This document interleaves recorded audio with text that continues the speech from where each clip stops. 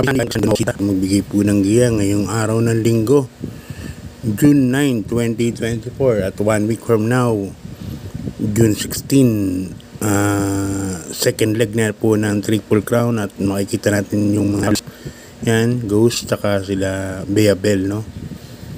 Yun, bali ngayong araw ng linggo meron tayong 7 races at tingin ko medyo lamado, no? At sa 7 karera, 3 yung single ko. Sana lumusot. Sa tingin ko na medyo lamang naman ng konti, no? Yun, kamusta po ang pangarera nyo nung winner take all? 12,000 pa po binigay, so congrats po sa mga nakakuha. Ang medyo lamado naman din po, kaya lang yung iba di exotics, no, katulad ni Southern Man. So yan, start na po tayo. Race number 1, Bayang Karisa, isang 3-year-old and above maiden race. Ang distansya nga po pala lahat natin is 1,400 meters. Bali, umpisa kagad ng winner take all to from races 1 to 7. Yan. Dito sa race number 1, meron tayong 7 runners.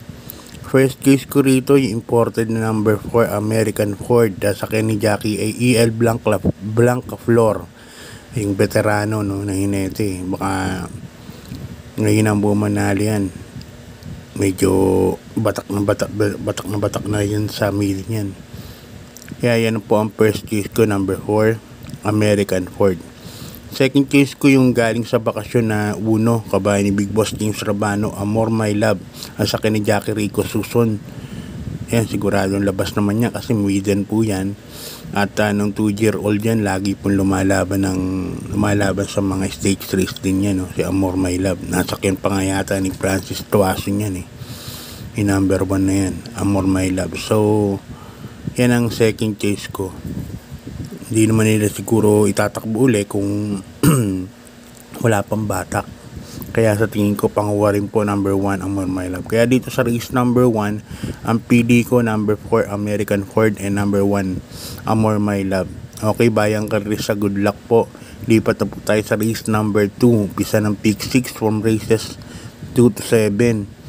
Isang rating base class 5. Yan, 5 points. Mga non-placers po ito. Dito po may 6 runners po tayo. Yan, ito unang solo ko sa araw ng linggo. Numero 6, Princess Belle, sa ni Jackie Apoy Asuncion.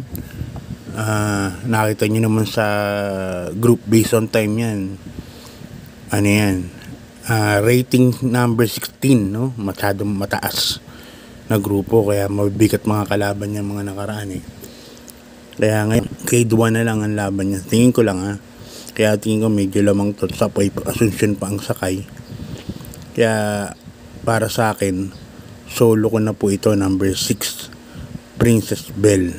Ngayon kung gahanap po ako ng pamorkas dito, syempre yung ano na lang din, yung numero 1, Winsome Maxine. At sa ni Alison Pabilik. Si Winsome Maxine, sa tingin ko ito ang magdadala ng marcha rito. At napapansin ko mas magaling to pag mahaba po ang distansya. Kaya yung napipisil kong forecast dyan. Pero sa next number 2, sosolohin ko na po yan sa rota ko. Number 6, Princess Belle, nasa ni Jackie Apoy Asuncion. Okay, lipat na po tayo sa race number 3, Bayang Karista. Isang rating base class 5, 11 points to 15 points split group. Dito po may 6 runners po tayo. Yan. Umpisa rin po ng pick 5 from races 3 to 7. First case ko rito, number 6, Moon Island, kabahay po ni Senyor Patrick Uy. Ito po ako lalagay, nakaraan na lucha ni Fort Kennedy dito. Pero alam ko si Moon Island pwede pong parematihin yan. Kaya sa tingin ko ganun gagawin yung discarding yan. Maganda pa numero dyan, Alvin Guzzi pa. So nandyan na lahat. Kaya yan ang first case ko dyan, number 6, Moon Island. Dahil lamado to last race, nung MHP. Biglang nalamado po itong numero 6, Moon Island. Kaya yan ang first case ko. Ang second case ko yung nalakaraan, tumalo kay Sundance, numero 5, Piece of Cake. Sa kanya ni Boji Henson. Yan ang pagbabalik ng Lawin. Yan ang second choice ko. Si Piece of Cake kasi may second wind po yan no. Pag nakadikit ng pa talaga no, parang may stamina pa uli. So dito sa race number 3, dalawa po ang pili ko. Numero 6, Moon Island, and number 5, Piece of Cake. Okay, Bayang Karista, good luck. Lipat na po tayo sa race number 4. Dito po yung pangalawang solo ko na tingin ko medyo lamang din po. Isang rating base class 5, 6 points to 10 points. Yan, dito may 6 runners po tayo. Ang solohin ko ngayon, number 2, Heavyweight. Alison Pabilik ang sasakay. Sa tingin ko, at dito mauna, malamang 1 for the road, iikot lang. Si Heavyweight, ibang laban po ito, masyadong magaan na po para sa kanya to, sa tingin ko nanalo na nakaraan to, 16 points to 21 points ang pinaglabanan. Ngayon, rating 9 na lang po ang pinaglalabanan dito. Ratings 9 and 10, no? Kaya medyo magaan para sa akin. Kaya solohin ko na po ito. Numero 2, Heavyweight. Siguro pipiliin ko yung numero 5, Golden Buzzer. Si Golden Buzzer, although naiiwan sa salida, pinararemate na ngayon si Golden Buzzer. Kaya tingin ko baka sumakto pong pumorkas din yan. Numero 5, Golden Buzzer. Kaya dito sa race number 4, basta ako solohin ko sa rota yan, number 2, Heavyweight. Kabayan ni Boss Willie Apan, sasakyan ni Jackie Alison Pabilik. Okay, Bayang Karista, lipat na po tayo sa race number 5. Ang race number 5 natin is rating base class 5, 11 points to 15 points. Yan. First choice ko rito, numero 5, Thriller. Sasakyan ni Jackie si Espare Jr. Nakaraan, segundo po yan. Inaabot lang. Last race yun no? Si Thriller. Kaya sa tingin ko ngayon, aanim lang sila. Makakapesto po kagad yan. Baka yan po kagad ang makasunod kay Heroes of Caloocan. Sa tingin ko, yan ang bandera. Kaya yan ang first choice ko, number 5, Thriller.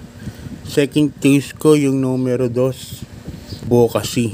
Ang sasakyan naman ni JMS Torques. At Bocasi, ilang beses na nanalo sa 1400 meters yan. Kaya sa tingin ko medyo lamang distance wise distansya niya tong 1400 meters si Advocacy. Kaya yan, sa race number 5, dalawa po ang pili ko, numero 5, Thriller. Second choice ko, number 2, Advocacy. Mag-start nga pala career natin alas 2 ng hapon kasi Sunday. Dalagang back to regular schedule na po tayo. Okay, lipat na tayo sa penultimate race, Bayang Karista, race number 6. Isang rating base class 3 and 4 merge from 34 points to 46 points. Yan, medyo mataas po ang grupo dito. May 8 runners tayo. Dito po yung pangatlong solo. Sosolohin ko sa rota. Numero 2, Diversity. Sakay naman ni Dan L. Camanyero. Yan. Tingin ko wala nang paunahin yan. At nakita niyo naman si Diversity. Nanalo kay Jeff noong nakaraan. Hugando. Kaya yan ang solo ko. Pangatlong solo ko, number 2, Diversity. Ngayon, kung maghanap ng pamorkas, ang pipiliin ko, number 3, Euroclydon. Yan, nasa kani sa Spare, medyo mabigat lang timbang, 57, no? Siguro, higher rating kasi siya. At nakaraan, maganda rin po ang tinakbo niya. Mabigat lang po talaga laban. Puro imported. Kaya yan po ang napipisil kong pamorkas po dyan para sa penultimate race kay Diversity. Pero sa rota ko, sosolohin ko na rin yan. Numero 2, Diversity. Wala nang pauunahin sa tingin ko. Yan. Okay, Bayang Karista, good luck. Lipat na po tayo sa last race, Bayang Karista. Isang rating base class 4, 22 to 27. Dito, medyo marami runners, no? 9 runners po tayo, but 8 betting options kasi may couple entry tayo. Numero 1, Cold Digger, and Noble Touch. Huwag kang may-ari ni Senior Patrick Uy. First case ko rito, nagtatlo na ako. First case ko, number 8, King James. Sasakay ni Jackie Rico Suson. Si King James, sa mga hindi pa nakakaalam, lalaban po yan next week. A second leg ng Triple Crown. Kalaban nga sila Ghost, sila Beabel, sila Batang Manda. Magiging couple entry niya si Worship Poolmaster. Sa tingin ko, nagkaroon lang ng problema yan raw nakaraan yan, kaya na-scratch, hindi nakasali nung first leg. Pero ngayon sa tingin ko, silbing batak to ngayon, no? May silbing batak nung last race na to. Number 8, King James. Kaya dyan po ako. Second case ko, number 6, Cluster. Sasakay ni Jackie O.P. Cortez. Yan. Nag-try si Angel Jun Sibilia kay O.P. Cortez sa mga kabahan niya. At yan nga, sasakay niya number 6, Cluster. Third case ko na rin, number 4, Bad Boy MJ. Kabahan naman ni Kong Rillo. Yan, sasakay ni Pabs Cabello. Kaya dito, 864 ako. Pero kung didiin ako, numero 8, King James.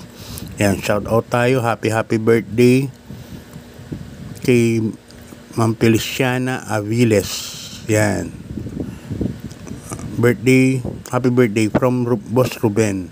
Yan, galing naman to kay Ma'am Lolita Pino.